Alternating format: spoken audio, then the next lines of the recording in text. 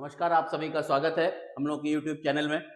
आज देखिए हम लोग संविधान में नई सीरीज एक शुरू कर रहे हैं और शुरुआत कर रहे हैं हम लोग भाग 3 यानी मूल अधिकारों के साथ में। अब देखिए आपके जो मूल अधिकार दिए गए हैं, जैसा कि हमको मालूम है भाग 3 में पार्ट 3 में दिए गए हैं और आर्टिकल अनुच्छेद 12 से लेके 35 तक ये आपको मिलते हैं। अब देखिए यहाँ पे क्या-क्या चीजें दी गई हैं, क्या-क्या इंपॉर्टेंट है, वो हम लोग डिस्कशन करेंगे। तो सबसे पहले अगर मूल अधिकार को हमको समझना है, क्योंकि बहुत सारी वीडियोस तो आपको मिल जाएंगी, लेकिन उसका आधार क्या है, किस तरीके से आप आसानी से उसको समझ सकते हैं, ये हम लोग कोशिश करते हैं अपने यहाँ पे वीडियो में आपको बताने के लिए। तो देखिए सबसे पहले तो हम लोग वर्गीकरण देखते हैं आपके अधिकारों का। तो वर्गीकरण में देखिए अलग अलग प्रकार के वर्गीकरण दिए गए हैं। तो पहला तो वर्गीकरण इस आधार पे ही आप कर सकते हैं। पहले अधिकारों का वर्गीकरण की अगर हम लोग बात करें, मूल अधिकार की बात ना करें, तो देखिए अधिकारों का अगर वर्गीकरण किया जाए तो एक जो वर्गीकरण का आधार है, तो एक तो वो अधिकार हो गए जो आपके भाग 3 में दिए गए हैं। भाग 3 में दिए गए हैं, जिसको आप लोग मूल अधिकार बोलते हैं। मूल अधिकार कहा जाता है इनको। लेकिन बहुत सारे ऐसे अधिकार हैं जो आपके भाग 3 में नहीं है, लेकिन संविधान में है। तो उनको कहा जाता है आपके संविधात्मक अधिकार, जिसको कॉन्स्टिट्यूशनल राइट्स हम लोग कहते हैं।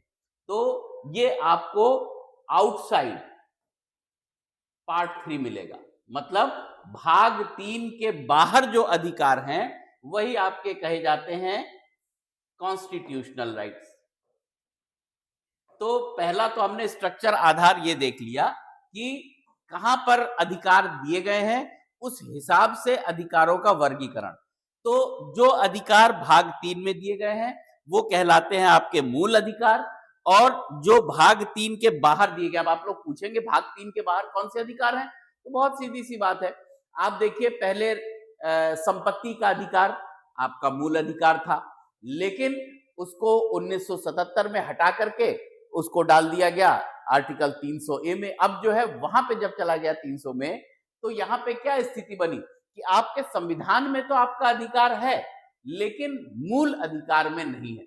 अब मूल अधिकार और संविधान के अधिकार, संविधात्मक अधिकार में अंतर क्या है, इस पॉइंट पे हम लोग अभी आते हैं।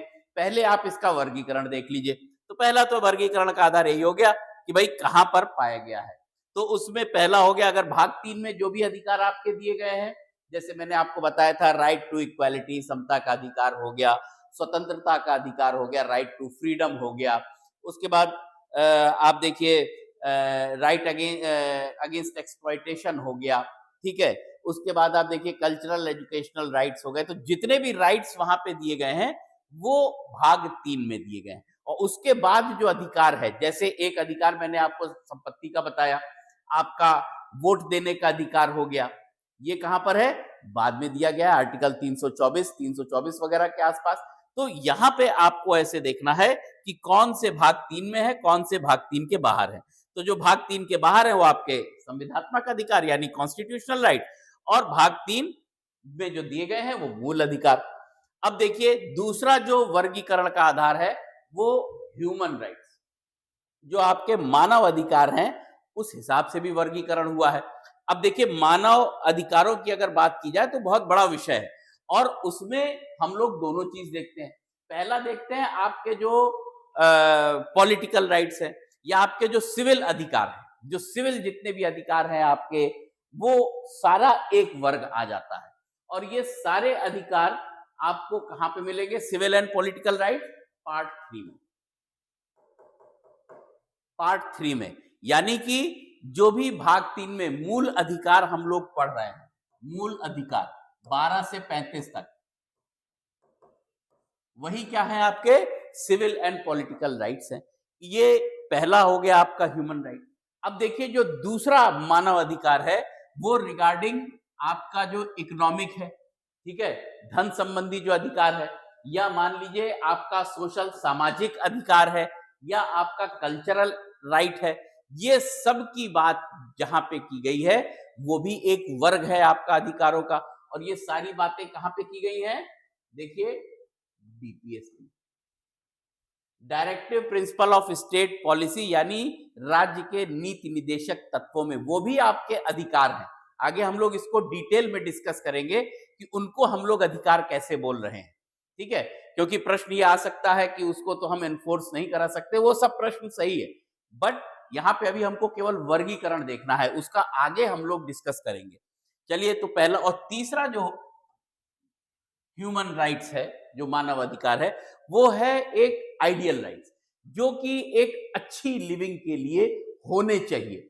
मतलब अगर आप जैसे राइट्स जो लिखे तो नहीं गए हैं, लेकिन एक अच्छी जिंदगी के लिए, अच्छे व्यक्ति के विकास के लिए ये अधिकार जरूरी होते हैं। जैसे जो वो अधिकार जो लिखे तो नहीं गए हैं, इसको आप ये समझ लीजिए कि आर्टिकल 21 से कोरिलेट कर सकते हैं। तो बहुत सारे ऐसे अधिकार हैं कि right to free air, right to pollution free air, ये बाद में जो है सुप्रीम कोर्ट ने जोड़ा, ये भी आपका मूल अधिकार में से है। या आपके और मूल अधिकार जोड़े कि जैसे पेवमेंट पे काम करने का, चलने का अधिकार आपका हो गया, ये भी आपका मूल अधिकार है। ये सब वो अधिकार हैं जो अब आइडियल राइट्स पे जाते हैं कि कैसा समाज होना चाहिए। तो उन अधिकारों की भी बात की गई है और वो भी ह्यूमन राइट्स से संबंधित है। और ये सब जो है आर्टिकल 21 में आप देखते हैं कि कई कई प्रकार के राइट्स बढ़ाते चले जाते हैं। तो सुप्रीम कोर्ट जो है ऐसे अधिकारों को भी बढ़ा रही है जो आइडियल, मतलब एक अच्छे ह्यूमन लाइफ के लिए जरूरी है। तो ये देखिए आइडियल राइट, तो पहला वर्गीकरण हमारा मानव अधिकार के हिसाब से हो गया।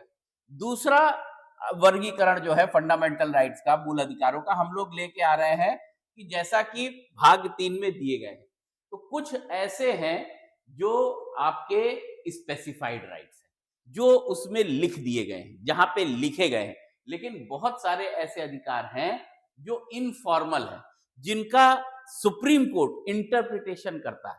उनको सुप्रीम कोर्ट निकालता है कि भाई ये अधिकार भी, जो अभी हम लोगों ने यहाँ पे आइडियल राइट्स की बात की, तो दूसरा तो ये अधिकार, ये दूसरा जो वर्गीकरण है वो इस पे भी आधारित है। देखिए, नॉन स्पेसिफाइड, जो कि आपके लिखे तो नहीं गए हैं, जो इनफॉर्मल है, फॉर्मल नहीं, जो आपको प्राप्त नहीं, लेकिन आपको प्राप्त होने चाहिए कि आप बेहतर बेहतर लाइफ जी सके। तो दूसरा जो है स्पेसिफाइड, नॉन स्पेसिफाइड, इस आधार पर। और तीसरा देखिए कि किसको प्राप्त है, मूल अधिकारों का जो चौथा वर्गीकरण, तीसरा नहीं चौथा, जो चौथा वर्गीकरण है वो उपलब्धता के आधार पर है कि किसको वो अधिकार प्राप्त हैं।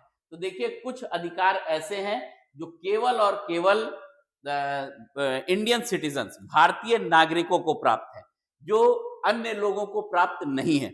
जैसे आप देखिए 15 हो गया, आर्टिकल 16 हो गया, ठीक है, आर्टिकल 29 हो गया, 19 हो गया, ये सब अधिकार जो है आपके वो हैं जो केवल और केवल सिटीजन्स को प्राप्त हैं। कुछ अधिकार हो गए जैसे आर्टिकल 14, आर्टिकल 21, ये सभी को प्राप्त है, सभी नागरिकों के लिए, जो भी यहाँ पे रह रहा है सबके लिए प्राप्त। तो इस आधार पर भी सिटीजन्स ओनली, तो 15, 16, 19, 29 ये सब आप देख सकते हैं। और वो अधिकार जो सबके लिए है 14 और 21। तो हम लोगों ने देखा कि अधिकारों का वर्गीकरण हम लोग 4 तरीके से कर सकते हैं। अब 4 वर्गीकरण को अगर आप लोग अपने दिमाग में सेट कर लेंगे तो हम लोग इसी के आधार पर आगे बढ़ेंगे। अब देखिए, जो हम लोगों ने देखा कि भाग 3 में मूल अधिकार दिए गए। अब जो आपके मूल अधिकार हैं, जो आपके अस्तित्व के लिए जरूरी हैं, बेसिक ह्यूमन राइट्स इसको बोल लीजिए, जो हमने यहाँ पे लिखाया था कि सिविल और पॉलिटिकल राइट, इसको बेसिक ह्यूमन राइट्स भी आप बोल लीजिए कि इतना तो जो है किसी भी व्यक्ति के पास में अधिकार होने चाहिए, वही आपके मूल अधिकार। अच्छा, मूल अधिकार का कॉन्सेप्ट भी देखिए, आपको मालूम होना चाहिए, यूएसए से लिया गया। ये कॉन्सेप्ट हम लोगों ने बोरो किया है यूएसए से। तो अब देखिए यहाँ पे मूल अधिकार की बात हमारी इतनी हो गई कि ये हमारे मूल अधिकार हैं। अब देखिए मूल अधिकार किसके विरुद्ध होते हैं, किसके विरुद्ध आप उन मूल अधिकारों को, क्योंकि अगर आप देखिए तो इन मूल अधिकारों में से किसी भी मूल अधिकार का, जो भी मूल अधिकार आपके दिए गए हैं अनुच्छेद 14 से लगा करके 30 तक जितने भी मूल अधिकार दिए हैं, इन सब का अगर कोई भी इनको ब्रेक करता है, इन अधिकारों को विरुद्ध कोई कार्य करता है, तो इनके अगेंस्ट में आप सुप्रीम कोर्ट में धारा 32 में मूव कर सकते हैं। लेकिन यहां पे किसके विरुद्ध आप जा सकते हैं, इसके लिए जो नेक्स्ट हमारा टॉपिक है वो होता है किसके विरुद्ध आप जाएंगे, राज्य के विरुद्ध। तो राज्य के विरुद्ध जब आप जाते हैं, और आर्टिकल 12 में अनुच्छेद 12 में इसीलिए राज्य की परिभाषा दी गई है, स्टेट इज डिफाइंड। तो स्टेट क्या होता है, राज्य क्या होता है, ये हम लोग अपने नेक्स्ट लेक्चर में डिस्कस करेंगे। आज ये वर्गीकरण आप ध्यान से एक बार देख लीजिएगा। नेक्स्ट क्लास जो हमारी होगी उसमें हम लोग स्टेट यानी राज्य में क्या क्या शामिल है उसको देखेंगे, यानी अनुच्छेद 12 और साथ ही साथ कानून के बारे में अनुच्छेद 13। ये दोनों चीजें जो बहुत इंपॉर्टेंट है मूल अधिकार में, वो हम लोग जानेंगे। चलिए, नमस्कार।